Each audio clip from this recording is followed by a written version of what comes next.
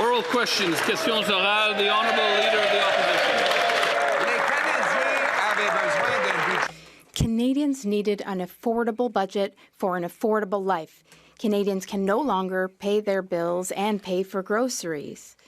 But the Prime Minister is creating more inflation. According to the PBO, the Parliamentary Budget Officer, the Prime Minister has created the largest deficit in Canadian history outside of the pandemic years. It's twice the deficit Justin Trudeau left us with. It's also twice as high as what the Prime Minister promised during the election campaign. That's a broken promise, according to the PBO. There will be $5,000 more inflation for each Canadian family. How are Canadians supposed to pay another $5,000 for a costly, expensive budget? The Honourable Minister of Finance. Mr. Speaker, I'm so happy to see that the Leader of the Opposition read the summary of the budget. But we're not going to take any lessons from the Conservatives. Yesterday, the Conservatives voted against infrastructure investment. They voted against investing in housing. The Conservatives voted against innovation and productivity in Canada. And the Conservatives also voted against investing in defence. On this side of the House, Mr. Speaker, we will always fight for a strong Canada. We will build a strong Canada together, Mr. Speaker. Today, the Conservatives should be asking themselves the question, why aren't we supporting Canadians? What are Canadians getting in exchange for the Prime Minister's 150,000 kilometers of travel? It's the equivalent of going around the earth 4 times. He met with Americans, and they doubled tariffs on steel and aluminum. He met with people in India. They increased tariffs on chickpeas. He went to China. He met with them, and they increased tariffs on Canadian farmers and fishermen, Mr. Speaker. So why is it that every time the Prime Minister takes a flight abroad to meet with foreign representatives, Canadians pay more tariffs? The Honourable Minister of Finance. Mr. Speaker, that's the question Canadians are asking themselves. They are wondering, how did the Conservatives dare to vote against Canada yesterday, Mr. Speaker? Because in our budget, Mr. Speaker, we address strengthening Canada's sovereignty. We invest in our military capacity. We are investing in our military. So how can Conservatives explain to their constituents that they voted against Canada yesterday at a time when we all need to band together at this historic time for our nation? Canadians are cash-strapped and needed a break. Instead, the Prime Minister gave them the costliest budget in Canadian history and put it all on the national credit card. The Parliamentary Budget Officer revealed the Prime Minister doubled Trudeau's deficits, added $16 billion more to the debt than he promised, is increasing the debt-to-GDP ratio, breaking another promise. $78 billion of additional debt works out to about $5,000 for every single cash-strapped family in this country. How does the Prime Minister expect single moms and seniors and small business people who can't pay their bills to pay another $5,000 for his inflation? The Honourable Minister of Finance. Mr. Speaker, we will take no lessons from the Conservatives. Mr. Speaker, what they did yesterday under this leader, they voted against investment in infrastructure. Under this leader, they voted against investment in housing. Under this Conservative leader, they voted against productivity and innovation in our country. Under this leader, they voted against investment in our sovereignty, Mr. Speaker. On this side of the House, Mr. Speaker, we'll build a strong Canada, we'll empower Canadians, and we'll protect our sovereignty because we believe in Canada. The Honourable Leader of the Opposition. Mr. Speaker, I don't think anybody's been able to cram that many slogans into one answer, and this is coming from me. This is coming from me. Mr. Speaker, let's take housing. He says they're spending billions of dollars more on housing. The results are out today. Housing starts down 17% year over year. Where we need the most in Toronto, down 42% year over year. Vancouver, 36% year over year. Ontario, down 35%. And BC, down 22%. Why is it that the more Liberals spend, the less that we can build? The Honourable Minister for Housing and Infrastructure. Thank you, Mr. Speaker. Well, the Leader of the Opposition is ignoring the year-to-date results. He's looking month to month. He's twisting the facts. He's getting confused in the numbers.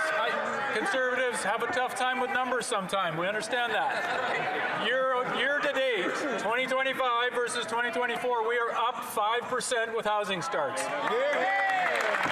Leader of the Opposition. What are Canadians getting for the 28 trips, 150,000 kilometers, enough to circle the world 4 times that the Prime Minister's billed back to Canadians? Well, he met with the Americans, and they doubled tariffs on our steel, aluminum, autos, and tripled them on our forestry. He met with the Chinese, who increased tariffs on our farmers and fish harvesters. He met with the Indians. They increased tariffs on Canadian peas. He met the Brits, and they're keeping their blockade on our beef. Why is it that whenever the Prime Minister gets on a plane, Canadians end up paying more tariffs abroad? The Honourable Minister of International Trade. Good news for Canadians. Germany just signed a $1 billion deal with Lockheed Martin Canada to support jobs right here in this country. This is what Canadians are getting from the Prime Minister being on the world stage, selling what Canada has to offer. It's about unlocking new markets and creating good jobs here in Canada. The Honourable Leader of the Opposition.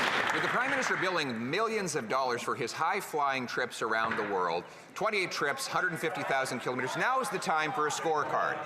The Americans have increased tariffs on Canadian autos, aluminum, steel, and lumber. The Indians have increased tariff on our peas. The Chinese increased it on our farmers, our fish harvesters. Now, allow me to introduce a comprehensive list of all the tariffs the Prime Minister has successfully had reduced on Canada.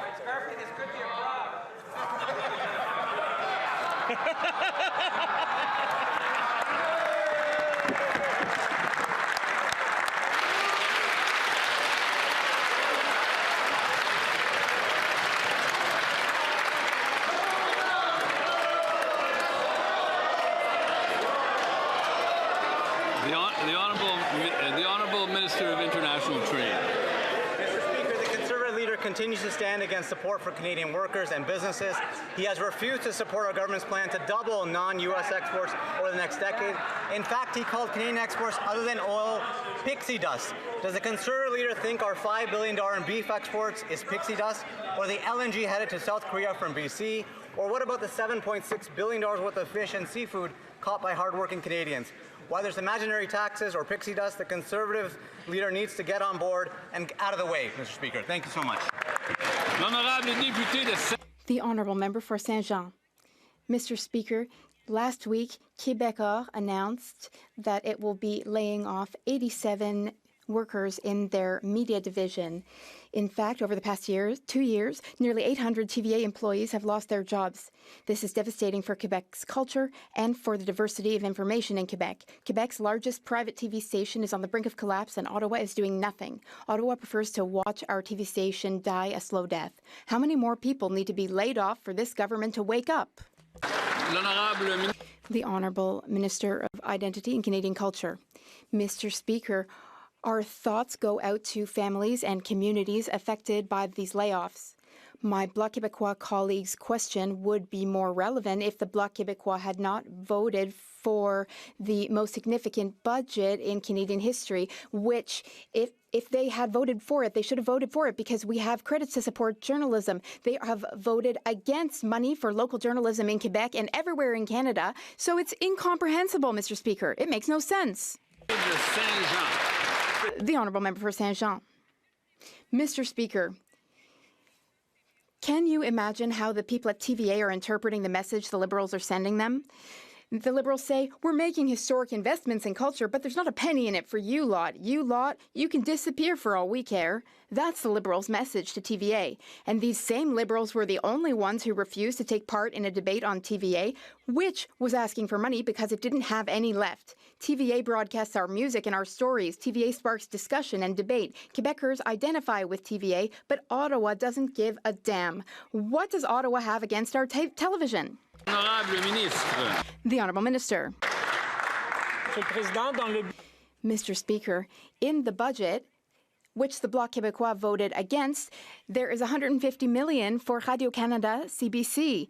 which is the most significant culture producer in Quebec. They voted against it. There's $26 million for the National Film Board, which is in Montreal, Mr. Speaker. They voted against that. There's $127 million for the Media Fund, $48 million for the Music Fund. They voted against all of those initiatives in the budget for culture in Quebec and everywhere in Canada, and that's outrageous, Mr. Speaker. The Honourable Member for Drummond. There's nothing for private broadcasters in the budget, though, Mr. Speaker. Now, Mr. Speaker, in order to please the almighty American president, the Prime Minister decided to scrap the digital services tax. The revenue from the digital services tax could have been used to create a fund to support the culture and information sector in the long term, with support for TVA, which is in dire need of it. Not only did the Liberals refuse to create such a fund, but they did absolutely nothing to secure the future of private television in Quebec and Canada. Why have the Liberals abandoned private broadcasters? The Honourable Government House Leader. Mr. Speaker, just like my colleague who just listed our commitments, my colleague listed our commitments to culture and to the media in our budget.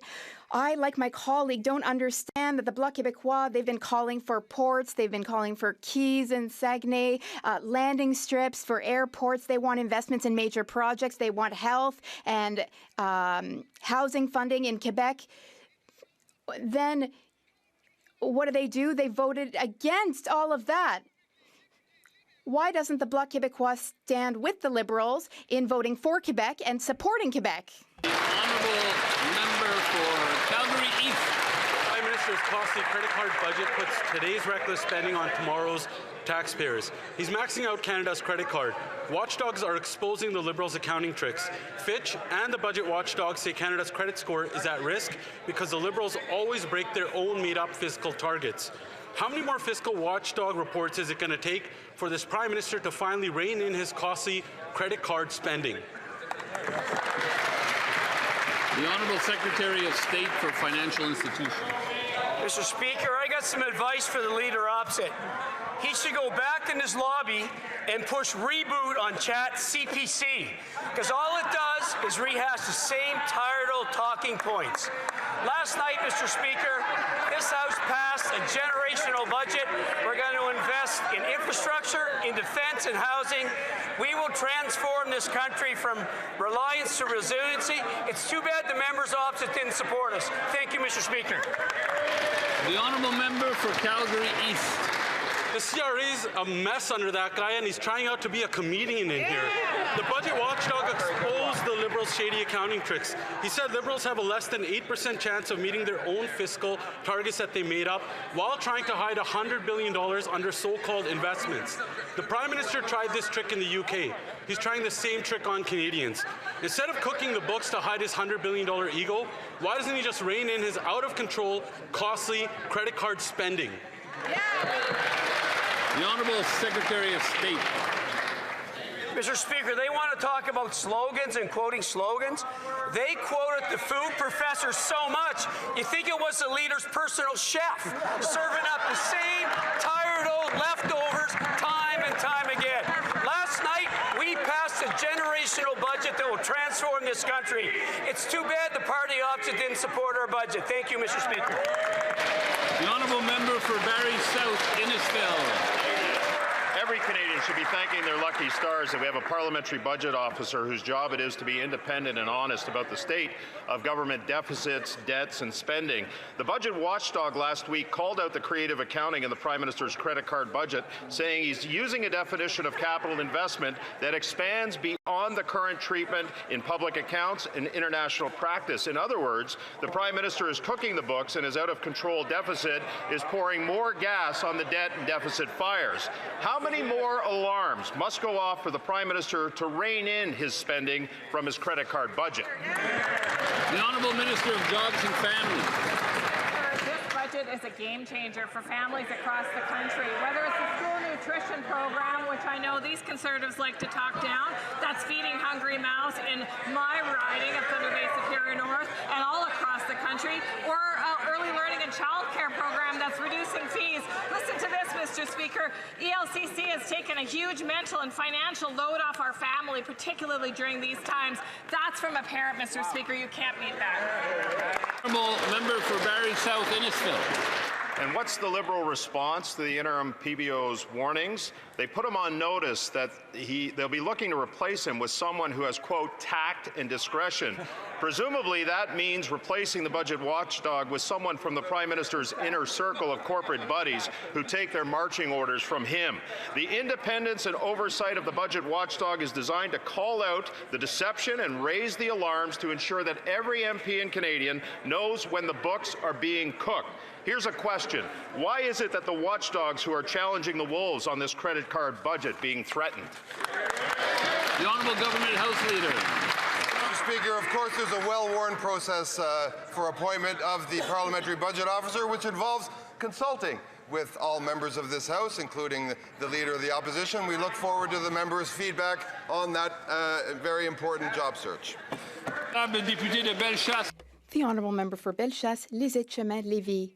Mr. Speaker, this Prime Minister's credit card budget is a bill that he is passing on to our children. After 10 years of this government, families are struggling and have to put 50% more of their expenses on their credit cards just to get by, Mr. Speaker. Meanwhile, the rating agency Fitch says that federal finances are at a high risk of deterioration because the Liberals are constantly spending beyond their own limits. Will Fitch's opinion convince the Prime Minister to stop his reckless and irresponsible spending? The Honourable Minister of Government Transformation. Mr. Speaker, it's interesting to hear the Conservatives during question period. It's not surprising that Quebecers and Canadians rejected a party leader who spends all his time drafting cute sentences for question period, but doesn't have a real plan to build up Quebec and Canada. We will invest in defense, for example. That will support good jobs at the Davie Shipyard.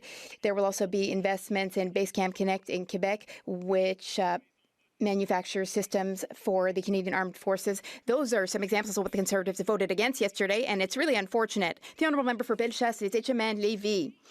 Are they trying to tell us that Fitch and the Parliamentary Budget Officer are liars, Mr. Speaker?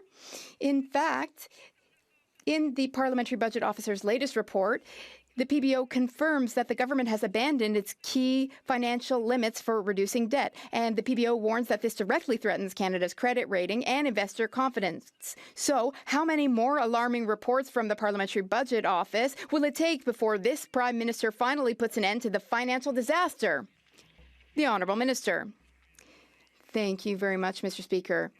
It's important that we underscore that Canada has the best fiscal situation of all G7 countries, and we have the lowest debt-to-GDP ratio in the G7 as well. We are in a time of great economic change, which calls for ambition and serious work.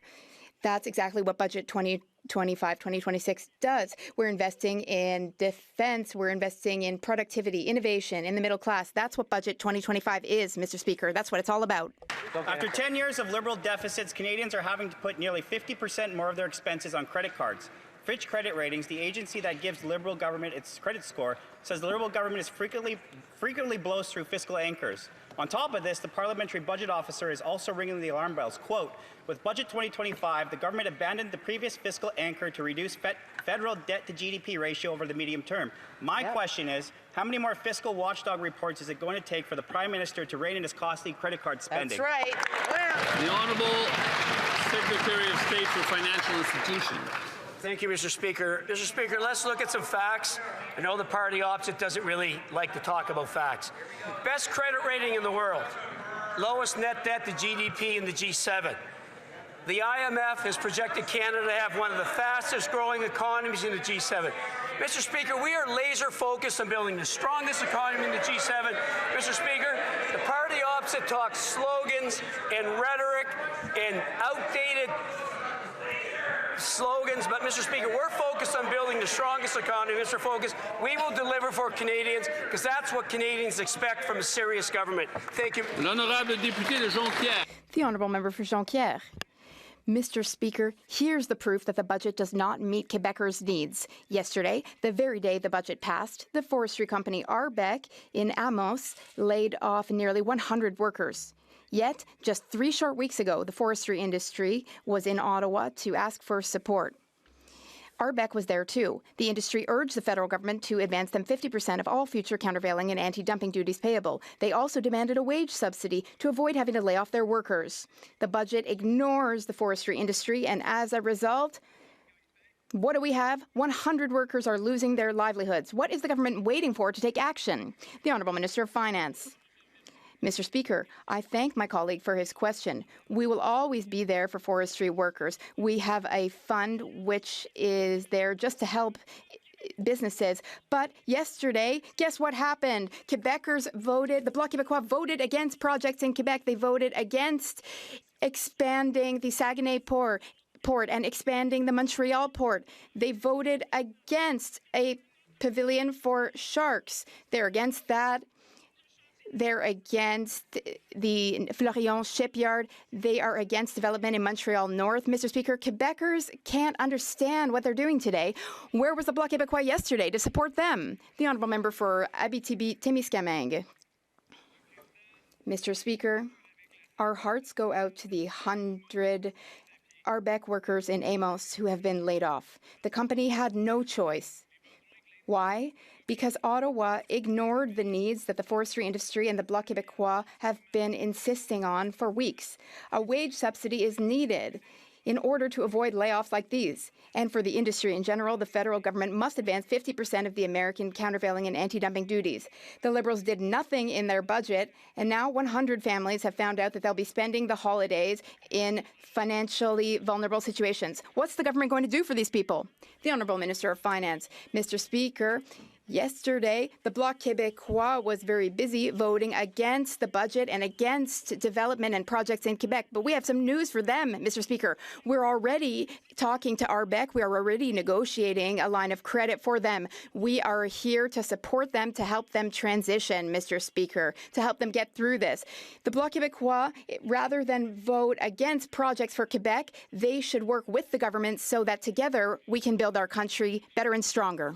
Mr. Speaker, the Prime Minister's costly credit card budget puts today's reckless spending onto tomorrow's taxpayers. After 10 years of these Liberals, Canadians are having to put nearly 50% more of their expenses on their credit cards. The Fitch credit rating says that federal finances run a high risk of further deterioration since this government frequently blows through its fiscal anchors. How many more fiscal watchdog reports is it going to take for this Prime Minister to rein in his costly credit card spending? Good question. The Honourable Secretary of State for Financial Institutions. Mr. Speaker, as a proud member from Southern New Brunswick, like the member opposite, I believe in this budget we passed last night. That budget has transformational, generational investments in defense, in infrastructure. There is a $5 billion trade corridor fund that will be an amazing amount of dollars for Port St. John and Port Beldoon. Mr. Speaker, on this side of the House, we listen to Canadians. We believe in our budget. We know our budget will transform Canada. It's too bad the members opposite didn't support us last night. I know Canadians stand with us. We will The Honourable Member for Fundy Royal. Mr. Speaker, this member knows that his constituents and mine are struggling to make ends meet, and it's this government's reckless spending that's making matters worse. Not only is Fitch credit ratings warning that Canada's economic position is at risk of getting worse, thanks to the Liberals' disregard for sticking to their own fiscal anchors, the Parliamentary Budget Officer is also warning that this deterioration is already taking place, and Canadians are the ones paying the price. It's no wonder that this Prime Minister wants to fire the Parliamentary Budget Officer, because he's actually telling Canadians the truth. And the truth, Mr. Speaker, hurts. So I'll ask again, how many more fiscal watchdog... The Honourable Government House Leader. Mr. Speaker, that member is an experienced member, so experienced, in fact, he was here for that 10-year river of Harper red ink, the biggest budget deficits on record in the history of the country. And it's funny, he wasn't talking about that then. And what he's done now is he's voting against just a budget that creates opportunity right throughout Atlantic Canada, right throughout the province of New Brunswick, that creates opportunity for young people in New Brunswick, in energy, in infrastructure. We're going to keep building this country despite that member, his history of red ink, and his negativism. The Honourable Member for Côte-du-Sud, Rivière-du-Loup, Katiskomik-Témiscouata. Mr. Speaker, the Prime Minister's deficitary budget passes the buck to tomorrow's taxpayers. At the same time, Canadians are stuck with nearly 50% more spending on their credit cards. Fitch, the credit rating agency, has warned that there's a high risk that federal finances will deteriorate further. The PBO adds that borrowing costs will rise. Mr. Speaker, how many more reports from the fiscal watchdog will it take before this Prime Minister stops his irresponsible spending? The Honourable Secretary of State. Thank you, Mr. Speaker. On this side of the House, we're investing to build families and strong communities. Our investment in this budget will create jobs and quality careers for young people. It'll protect the supports that help families advance. At the same time, our government is delivering a budget that will grow Canada and strengthen it. I encourage the members across the aisle to vote in favour of our budget this afternoon. St. John, St. Croix. Mr. Speaker, after 10 years of Liberal mismanagement, Canadian families are putting 50% more of their household bills on credit cards than just 10 short years ago because of Liberal inflationary spending. Fitch Rating warns that the government overspending puts finances at high risk of further deterioration. The budget watchdog warns Liberals have abandoned their own debt-to-GDP anchor, which is key to preserving Canada's AAA credit rating. No wonder the Prime Minister, this costly Prime Minister, is trying to fire anyone who can use a calculator in this place. When will the Prime Minister stop maxing out Canada's credit card and get back to basics? The Honourable Minister responsible for Canada-US trade. Mr. Speaker, like his colleague from Fundy Royal, that member would remember very well the time that he served in Prime Minister Harper's office, and they were overrun with credit card spending and government cutbacks. They pretend to be interested in things now like the fight against crime, and they were cutting CBSA officers and underfunding the RCMP. And what did they do yesterday, Mr. Speaker? They voted against investments in his province, in my province of New Brunswick, in infrastructure that'll build the strongest economy. We've got no lessons to take, as the finance minister said, from that member. No lessons. The Honourable Member for Yorkton Melville. The Prime Minister's costly credit card budget loads today's reckless spending on tomorrow's taxpayers, while Canadians are having to put nearly 50% more of their expenses on their credit cards, fearing potential loss of their homes, businesses, and facing the threat of bankruptcy. If only this government was concerned. The warnings from Fitch and the Parliamentary Fiscal Watchdog are ringing alarm bells. Abandoning one fiscal anchor and replacing it with another is already failing to build investor confidence in Canada. How many more fiscal watchdog reports will it take for this Prime Minister to rein in his costly credit card spending? The Honourable Secretary of State for Seniors. Yesterday in this House, the Conservative Party voted against Budget 2025. They voted against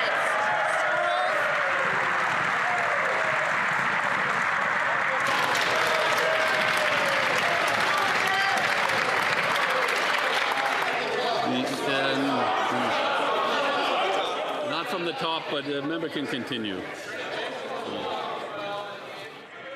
Those Conservatives voted against food in schools for children. They voted against an income tax cut for the middle class. They voted against $75 million in apprenticeship training. They voted against a refundable credit for personal support workers. They voted against $45 million to address violence against women, and they voted against crucial support for seniors like the old age security. Mr. Speaker, Canadians want to know who are The Honourable Member for Rivière-des-Mille. No. D'accord, allez-y. Go ahead. Speaker, Northern Ontario has a proud mining legacy, We are known across the globe as a mining powerhouse, and we are ready to lead in the clean economy. The Minister of Energy and Natural Resources visited our region last week, where he saw firsthand the real opportunities that Northern Ontario offers to our government's plan to grow our economy. Having major projects from Northern Ontario included on the list sends a clear signal that Northern Ontario is at the centre of Canada's critical mineral future. Can the Minister tell us what this means for the workers and local communities of our region? The Honourable Minister of Natural Resources. Mr. Speaker, I'd like to thank the member for that question. The Crawford Mine will help anchor Canada's leadership in clean industrial materials. It will supply high-grade, low-carbon nickel for batteries and green steel, with projected emissions close to 90% lower than the global average, while creating 1,000 direct jobs and 3,000 indirect jobs over the 40-year mine life. This is an example of acting decisively, building stronger, more reliant Canada, and getting projects built faster with the Major Projects Office. The Honourable Member for Foothill. This Liberal government is the most expensive in Canadian history, and every dollar the Prime Minister spends comes out of the pocket of hardworking Canadians, driving up the costs of everything. Food prices are 50% higher than the target rate, and experts have warned the Liberals the industrial carbon tax is driving up the cost, fertilizer, farm equipment, and food. Now, the Liberals like to say this tax is imaginary, but they're increasing their own imaginary tax in the budget. Is that what they tell parents of the 700,000 kids lined up at Food Bank, as you're imagining things? Why is the Prime Minister increasing the industrial carbon tax when food is already unaffordable? The Honourable Minister of Agriculture and Agri-Food. Thank you, Mr. Speaker. Mr. Speaker, this budget meets the moment, speeding up national building projects, boosting trade diversification for agri-food and agriculture, for our economy, and those generations he speaks of to come. $150 billion in infrastructure alone in the plan, including trade corridors, agri-marketing, ag stability, clean fuel regulations, biofuel incentives, CFIA funding for digital trade, investments in can export, EDC, global affairs, all for trade diversification and growing agriculture, Mr. Speaker. And Buy Canada plan, Mr. Speaker, that's so important to all our agriculture farmers and ranchers out there. Thank you, Mr. Speaker. The Honourable Member for Foothill. What this budget did was put intergenerational debt on Canadian families. But here's the fact that the minister just ignored entirely.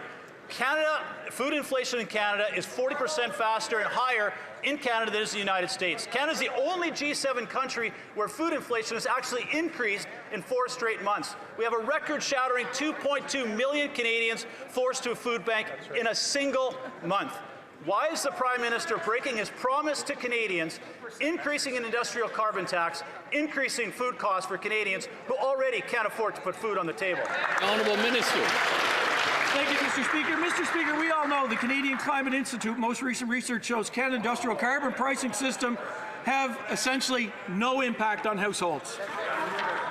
Agriculture plays a significant role in their achievement, Mr. Speaker, to lead the G7 nations. We're going to stand alongside our growers, our ranchers, and our farmers. Thank you, Mr. Speaker. The Honourable Member for Battleford, Lloydminster. This Liberal government is the most expensive in Canadian history. Every dollar the Prime Minister spends comes out of the pockets of Canadians and drives up the cost of everything. The cost of baby formula has jumped nearly 84% since 2017, and the growing reports of parents going to desperate measures to feed their babies is truly alarming. Yet, when the Liberals had a chance to lower food costs, they chose to increase it. Why is the Prime Minister increasing the industrial carbon tax and making food more expensive? The Honourable Secretary of State for Rural Affairs. Thank you. Thank you very much, Mr. Speaker. I just want to point out when it comes to the budget that Saskatchewan is watching. Saskatchewan is here, Mr. Speaker. For 10 years, those Sask Conservatives have voted against billions of dollars in project commitments and programs that would have helped my home province to move faster and build stronger. They did this just for their petty and immature political games. That ends today, Mr. Speaker, because this Saskatchewan MP is voting for the budget and voting for the interests of Saskatchewan. The honourable member for Battleford, Lloyd-Minster, Meadow Lake. Mr. Speaker, the Liberal budget and those initiatives are not working. Parents are still struggling to afford baby formula under this Liberal government's watch. And now StatsCan is reporting another year-over-year increase of 6% on the price of baby formula. The Liberals had a chance to lower food costs for Canadians by scrapping the industrial carbon tax. But they chose to make food more expensive by increasing it. So I will ask again, why, when so many parents are struggling to feed their babies, is the Prime Minister increasing the industrial carbon tax and making food more expensive? The Honourable Secretary of State. Now, Mr. Speaker, I know they haven't developed a budget in the last 10 years, so they're a little out of practice, Mr. Speaker. But I'm going to ask them, what part of this budget would they cut? Would it be the RCMP Heritage Project? Would it be the thousands of houses that are going to commit to building in Saskatchewan? Would they shut down the nation-building mine in northern Saskatchewan? The $370 million in biofuels to benefit our canola farmers? Would they vote against $257.6 million for firefighting aircraft? Where would you cut? What would you sacrifice on Saskatchewan's behalf?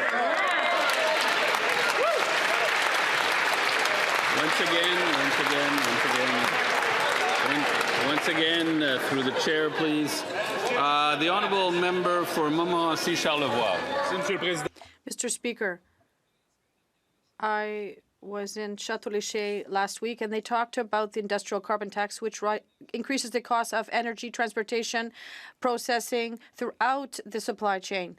And this leads to a 17% increase in beef prices for these clients. According to StatsCan, orange, apples, fruit juice, and coffee are also up by over 30%. 40% faster prices are rising here than in the U.S. The Honourable Minister of the Environment. Mr. Speaker, perhaps we could start by telling them that the industrial carbon price does not apply to Quebec. So perhaps you could look at this. But not only this, across the country, the price on industrial carbon is not increasing food prices. We have to show that we can continue to fight against climate change and support families across our country, and I hope that they will decide to help families as well. The honourable member for Montmorency Charlevoix. There's another tax. That's been invented. That's the carbon tax. And the Liberals had a chance to drive down food prices by eliminating this tax, but they chose to continue to make food even more expensive. At food banks in Quebec, we're seeing families and couples that each have jobs that are showing up to get food because they have to choose between having food, paying their rent, or having gas to drive their cars. It costs an extra 17% per litre every time they go to the pump. How come the Prime Minister is keeping his carbon tax, and continuing to make food more expensive? The Honourable Minister. Thank you very much, Mr. Speaker. Yesterday, he had the opportunity to vote for a tax cut for 22 million Canadians. Yesterday, he had the opportunity to vote for a school food program for the most vulnerable young people in Quebec. He had the opportunity to vote for investment in housing and infrastructure, in transportation. Yesterday, he had the opportunity to invest in defense, to increase the salaries of our CAF members. He voted against, but good news. He can make up for this just after question period, support our Ways and Means motion, and perhaps take a walk behind the curtains like some of his colleagues did. Southeast. Mr. Speaker, this Liberal government is the most expensive in Canadian history. Every dollar the Prime Minister spends comes out of the pockets of Canadians and is driving up the cost of everything. They could have lowered the food cost by scrapping the plastic packaging tax, which drives up the cost of produce by 34% and costs the average household $400. Instead, the Liberals chose to keep it. Why is the Prime Minister keeping this packaging tax and making food more expensive? The Honourable Minister of the Environment. Mr. Speaker, why does the member opposite keep on choosing to make things up? There is no plastic packaging tax. Terrible. Do you want me to repeat it for him, please? There is no plastic packaging tax. I wish that they would look at the facts, and I wish that they would work with us to continue to work for Canadians. The Honourable Member for Northumberland Clark. Mr. Speaker, every dollar the Liberals spend comes out of the pockets of hard-working Canadians. Senior Liberal appointee Pierre Tremblay nearly doubled his former travel budget to allow him to spend thousands of dollars on unnecessary limo rides. Instead of asking young Canadians to sacrifice their future, why doesn't the Prime Minister ask one of his top bureaucrats to maybe sacrifice a limo ride here or there? Here. The Honourable Minister of Natural Resources. Mr. Speaker, what this government is doing is spending less so we can invest more. We've invested $60 billion in the first tranche of major projects, $57 billion in this. This is creating jobs and making Canada stronger, Mr. Speaker. The Honourable Member for Northumberland Clark. We hear that tired line from this government and the previous one. Canadians have never had it so good. But the reality is Canadians are struggling, families are struggling, workers are struggling. And yet this government keeps defending the indefensible. While Canadians are lined up in record number at the food banks, Liberal bureaucrats are living the Liberal life of luxury. Will this government take any disciplinary action against this individual? Maybe even curtail his travel budget? The Honourable Minister of Natural Resources. Mr. Speaker, that agency is an independent agency. It does good work. It is helping us build a nuclear future for this country. We are building at Darlington. We are building at Pickering. We are building at Bruce. Mr. Speaker, we are building Canada strong. The Honourable Member for Compton Stansted. Thank you, Mr. Speaker. In regions, as we see in the eastern townships, we have media, local media, and francophone cultural institutes that allow us to live our culture. Today, in a digital world and globalization, our way of consuming culture is evolving. I'd like to ask the Minister of Culture and Canadian Identity how the government will protect and promote our diversity and cultural wealth that is our strength. The Honourable Minister of Identity. Thank you, Mr. Speaker. I'd like to thank my colleague for her question. In the face of global uncertainty, it is essential that we protect our cultural sovereignty and identity. And that's why, as part of our budget, we're investing historical amounts in cultural and identity, with $38 million for local media across our country. Our government is making a strategic choice to strengthen our cultural sector and our media sector with millions in CBC Radio Canada and $65 billion this represents in GDP and nearly 670,000 jobs. We're investing in our future and preserving the stories told by Canadians. For Windsor West. Mr. Speaker, extortions are out of control, up 330% across Canada and nearly 360% in Ontario since 2015. 2 weeks ago, a home in Windsor got sprayed with bullets in an extortion attack. As a former police officer, I know criminals are taking advantage of our weak bail laws and lack of tools for law enforcement. Canadians deserve safety, not excuses, Mr. Speaker.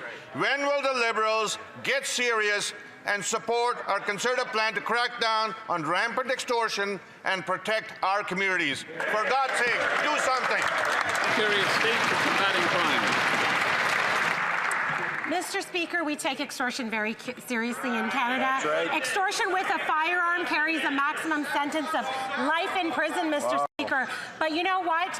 These extortionists think they're not going to get caught, and you know that's why that is, because we haven't given law enforcement the tools they need to catch extortionists. And those tools are in our C2 bill, Mr. Speaker, but except the Conservatives do not agree with that bill, and they will not give our police lawful access tools in order to catch these extortionists, so they know they're going to get away with it. The Honourable Member for Cloverdale Langley City. At a time when Canadians are being terrorized in their own neighbourhoods, our globe-trotting Prime Minister jet-setted into BC for a carefree stroll down the White Rock Pier. A stroll while families in Surrey are barricading their doors. A stroll while homes and businesses are being shot up for the second and third time. A stroll while a sunset stroll while gangs tell victims, give us $5 that he flew out to crack jokes on the pier instead of tackle extortion. Why won't they support the Conservative plan to crack down on extortion crisis? The Honourable Secretary of State for Combating Crime. Mr. Speaker, the Conservatives have no plan. If they had a plan, they would support C-14. In C-14, we make sentencing for extortionists consecutive. C-14 also makes it harder for extortionists to get bail, Mr. Speaker. That's why it's so important that they support these measures. It's so important that they support C2. But, Mr. Speaker, I think they don't support it because that would mess up their fundraising plans. The Honourable Member for Pitt Meadows, Maple Ridge. Mr. Speaker, CTV just reported an extortion-related shooting in Abbotsford. In BC, entire communities are living in fear as extortion has exploded nearly 500%. This is unacceptable and an indictment on this soft-on-crime, hug-a-thug Liberal government. That's right. Conservatives are providing solutions. The Liberals are silent. Just this morning, our Conservative leader requested emergency debate on extortion. The Liberals shot it down. When will the Liberals take this seriously and not give empty platitudes? The Honourable Minister of Justice. Mr. Speaker, just because my colleague doesn't read the legislation the government puts on the floor of the House of Commons doesn't mean it doesn't exist. I would invite him to read Bill C-14, the Bail and Sentencing Act, which makes it difficult for people who are charged with violent extortion to be released on bail. I invite him to read Bill C-2, the Strong Borders Act, which gives tools around lawful access to law enforcement to actually catch the guys who would commit extortion before it impacts people in his communities. If he wants to reduce the temperature in this House, work across partisan lines, there is something he can do. He can vote for these bills to crack down on extortion, or he can continue to make partisan hay out of it. The Honourable Member for Mont-Saint-Bruno-L'Acadie. Mr. Speaker, as a young person who has benefited from a summer job, I know how important Canada Summer Jobs is to skill acquisition, and it helps young people to start their careers off to a good start. The Honourable Secretary of State. Thank you, Mr. Speaker. The member for Mont-Saint-Bruno is an excellent example of how Canada Summer Jobs helps young people to succeed. It supports well-paid seasonal jobs that allows young people to gain skills and workforce experience. Next summer, we'll be supporting approximately 100,000 summer jobs for young people, and together we'll be supporting more than 75,000 jobs, and we'll be building a strong Canada. Member for Brampton West. Mr. Speaker, extortion is up 330% across Canada since 2015. This is a national crisis. Yet again, the Liberals refused an emergency debate. In Peel, police charged a man in two shootings in Brampton and Caledon linked to organized crime. Extortion cases are skyrocketing. Communities are afraid.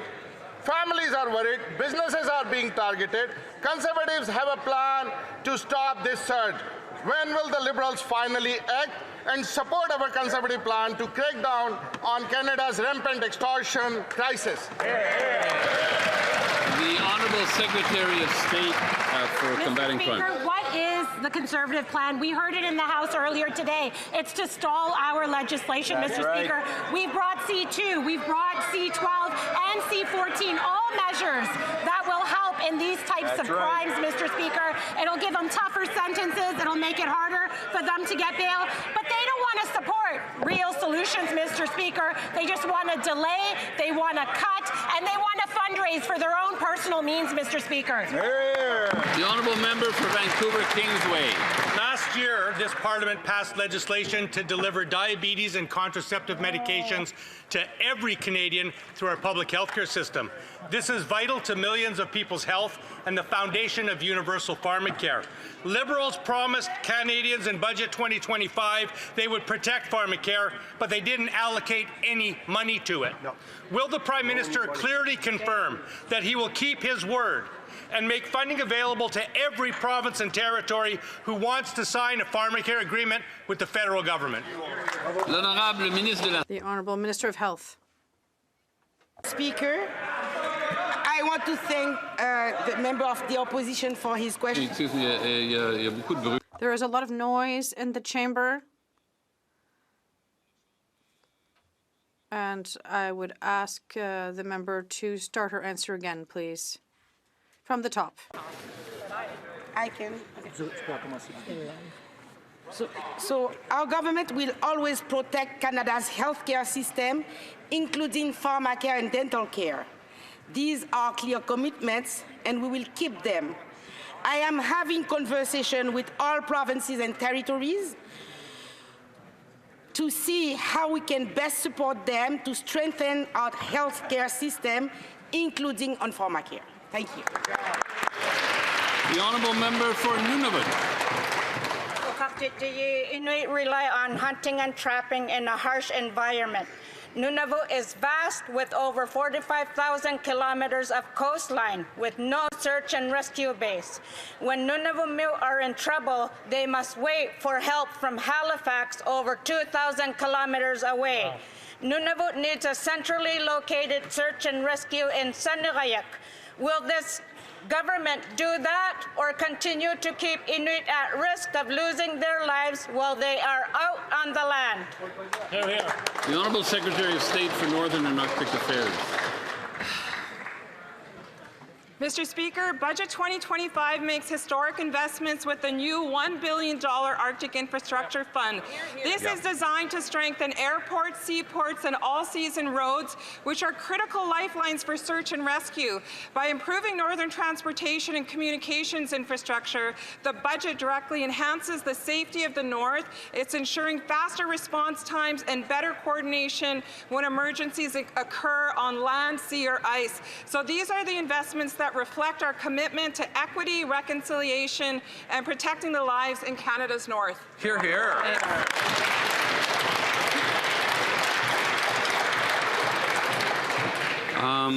Before we proceed, I would just like to mention that it is not permitted to take pictures in the House. I didn't see any of that going on today, but yesterday I saw members and others saw members taking pictures with their phones.